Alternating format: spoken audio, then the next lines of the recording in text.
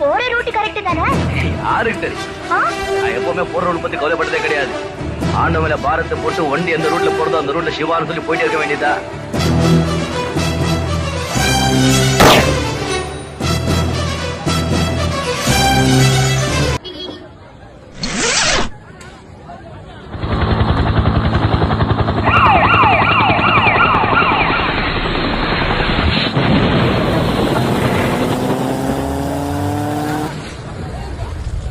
அடிக்கிற அடியில மூஞ்சி முகரையெல்லாம் பஞ்சராயிரும். நீ பாக்குற சகல என் அடிய பார்த்தது இல்லையா? பாரு என்ன அடிங்கிறத மட்டும் நீ